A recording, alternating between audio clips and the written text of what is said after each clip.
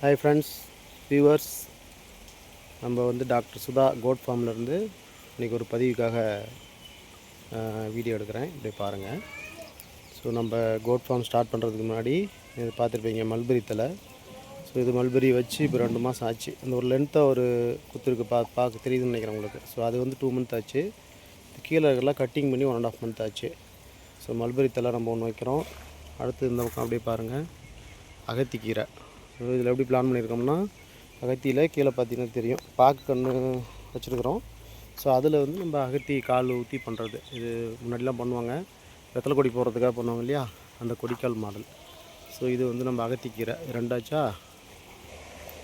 மூணாவதாக பார்த்தீங்கன்னா மாட்டு தீவனம், மாட்டுக்கு போகிற தீவன தட்டுன்னு சொல்லுவோம். ஏதோ ஒரு பேர் சொல்கிறாங்க, எனக்கு அது டக்குன்னு ஞாபகம் வரல. ஸோ இது பாருங்கள், மாட்டு தீவனம். இது வந்து நம்மளுக்கு வச்சு 4.5 மாதம் ஆச்சு. இது வந்து இப்போ புதுசாக ஒரு வயல் வச்சுருக்கோம். இது வந்து இப்போ கிட்டத்தட்ட ஒரு 1.5 மந்த் ஆக போகுது. இன்னும் 1 மந்த் ஆகும் இது கட்டிங் பண்ணுறதுக்கு. சரிங்களா? இது நம்ம வெட்ட வளரும்.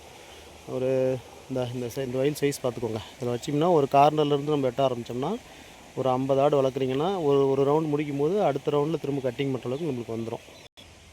இது பார்த்திங்கன்னா இது ஒரு ஐட்டம். இது வந்து நம்ம வைக்கப்புல்லு மாதிரியே இருக்கும். இதுவும் நம்ம வெட்ட வளர்ந்துட்டுருக்கோம். இதுக்கும் ஒரு பேர் சொல்கிறாங்க, எனக்கு பேர் தெரியல. அடுத்த பதிவில் எனக்கு பேர் தெரிஞ்சு போடுறேன். ஸோ இது வந்து நம்ம கூட இருக்கிற பார்ட்னர் அவங்க மூலிமா வச்சதுனால இது எனக்கு அவருக்கு தான் பேர் தெரியும். அவர் கொஞ்சம் வெளியில் வேலையாக இருக்கிறாரு. இது 4வது ஐட்டமா.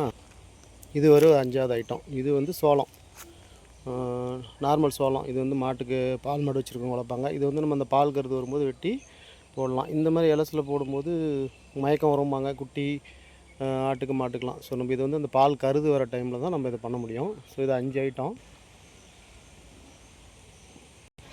இந்த 5 வகையான ஐட்டத்தையும் நம்ம வளர்க்குறதுக்கு தண்ணி ரொம்ப முக்கியம். கிணறு இப்போ எங்களுக்கு வந்து ஏரி பக்கத்தில் இருக்குது. ஏரி பக்கத்தில் இருக்கும்போதே நம்மளுக்கு தண்ணி உங்களுக்கு மேலேருந்து பார்த்து தெரியும், ஒரு 25 அடி கீழே இருக்குது தண்ணி. லாஸ்ட் இயர் வந்து ஒரு அரை ஏரி தான் தண்ணி வந்துச்சு. ஸோ இது கிணறு பார்த்திங்கன்னா ஒரு 100 அடி கிணறு. ஸோ இப்போ நான் ஒரு 5 ஐட்டம் காமிச்சிருப்பேன். இது எல்லாம் தான் வந்து நம்ம ஆட்டுக்கு தீவனமாக கொடுக்குறோம், பச்சை தீனியாக கொடுக்குறோம். ஸோ இப்போ தண்ணி இது பாஞ்சிட்ருக்கு.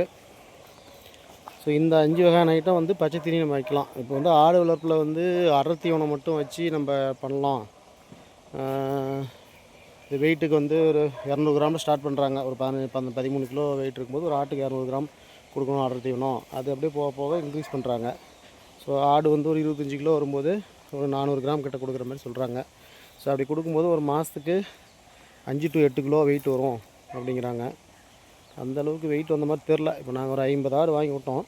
இந்த 50 ஆட்டில் பார்த்திங்கன்னா ஒரு 15 ஆடு மட்டும்தான் ஒரு 25 கிலோ வெயிட்டுக்கு மேலே தெரியுது. மீதி எல்லாம் பார்த்திங்கன்னா ஒரு 18 கிலோ, 19, இன்னும் சொல்ல போனால் அதில் இன்னும் 13, 14 கிலோ ஆடு கூட ஒரு 10 ஆடு இருக்குது. ஸோ இப்போ நம்ம மனிதர்கள் மாதிரி தான். மனிதர்கள் எப்படி ஒருத்தரும் ஒரு சைஸ் இருக்காங்களே, ஒல்லியாக இருக்கவங்க நிறையா சாப்பிடுவாங்க. பட்டு நிறையா சாப்பிட்றோம், ஏன்டா ஒல்லியாக இருக்கிறாம்பாங்க.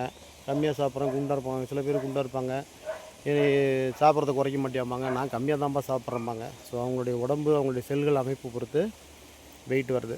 இதே தான் ஆடு, எல்லா உயிரினமும் அதே தானே. ஸோ அதை பொறுத்து அது எடுக்கிற தீவனம் நம்ம கொடுக்குறத பொறுத்து வெயிட் வந்து எல்லா ஆடும் ஒரே மாதிரி வரும். 100 நாளில் வந்து 100 ஆட்டுக்குட்டி வாங்குகிறோம், 100 நாள் வளர்க்குறோம், ஒரு ஆட்டுக்கு 2000 ரூபா மேலே லாபத்தை வச்சு 2 லட்ச ரூபா பார்த்துட்றோம் அப்படிங்கிற எண்ணத்தில் பண்ண முடியாது. அதுதான் தெரிஞ்சுக்கிட்ட விஷயம். நான் இந்த ஒரு 100 நாளில் எனக்கு தெரிஞ்ச விஷயத்த சொல்கிறேன். பொறுமை வேணும். 100 நாளுங்கிறது 120 நாள் ஆகலாம், 150 நாள் ஆகலாம். பட் அது வெயிட் வந்தால் தான், விற்றால் தான் நம்மளுக்கு லாபம். இப்போ வெயிட் வந்து ஒரு எனக்கு தெரிஞ்ச வரைக்கும் கணக்கு போட்டு பார்த்த வரைக்கும் ஒரு மினிமம் ரேட்டு ஒரு 380 ரூபாய்க்கு மேலே ஒரு கிலோ போகுது அப்படின்னா ஒரு ஆடு வந்து 30 கிலோவுக்கு மேலேயாவது வரணும். அதுக்கப்புறம் நம்ம கொடுத்தோம்னா தான் நம்ம மினிமம் ஒரு ஆட்டுக்கு வந்து ஒரு 2000 ரூபாய் நம்ம லாபம் பார்க்க முடியும். இதில் வந்து ஆடு இறப்பு இருக்கக்கூடாது. ஆடு இறந்துருச்சுன்னா லாஸ் தான். 100 ஆட்டுக்கு 2 ஆடு ஓகே. 2 ஆட்டுக்கு மேலே போனாலே லாஸு, அதாவது அதிக வருமானம் இல்லைனாலும் மினிமம் ப்ராஃபிட் இருக்கும். இப்போ மாடுலாம் இறந்து போச்சுன்னா, ஒரு மாடு இறந்துச்சுன்னா 40-50 போயிடுதில்ல, நம்ம அதை சொல்கிறோம். ஸோ இந்த ஆடு பார்த்திங்கன்னா நம்மளுக்கு ஒரு 13 கிலோ 14 கிலோவில் கொடுக்குறாங்க அப்படின்னா ஒரு 7000 ரூபா ரேஞ்ச் வருது. ஒரு ஆடு 7000, 7500 ரேஞ்ச் வருது. அதுக்கு பெஸ்ட்டு நம்ம வாங்கும்போதே ஒரு 16 கிலோவுக்கு மேலே வாங்கிக்கிறது பெஸ்ட்டு.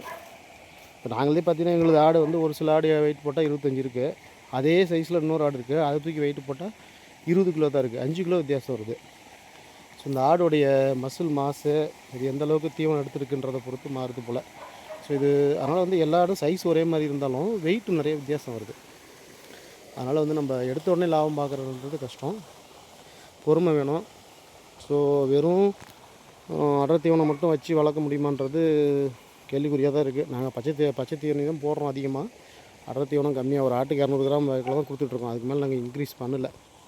ஸோ அதில் வந்து இந்த இறப்பு வந்து 2 ஆடு பார்க்கும்போது அது இறப்பையிலேயே வந்து இந்த சோளம் இந்த இதெல்லாம் பார்த்திங்கன்னா அப்படியே இருக்குது, ஜீரணாகாமல் இறந்து போனதுக்கப்புறம் பார்க்கும்போது. ஸோ நாங்கள் அதிகமாக கொடுக்கல. நல்லா இந்த ஆடு வளர்ப்பில் பசுந்தீவனமும் ஒரு முக்கிய பார்ட்டாக வகிக்குது. ஸோ இது வந்து பாருங்கள், இது பாதி எடுத்துருக்குறாங்க, இந்த பாதி இருக்குது, அது தண்ணி பாஞ்சிகிட்ருக்கு இப்போது. Okay, thank you. வீடியோ பார்த்ததுக்கு நன்றி.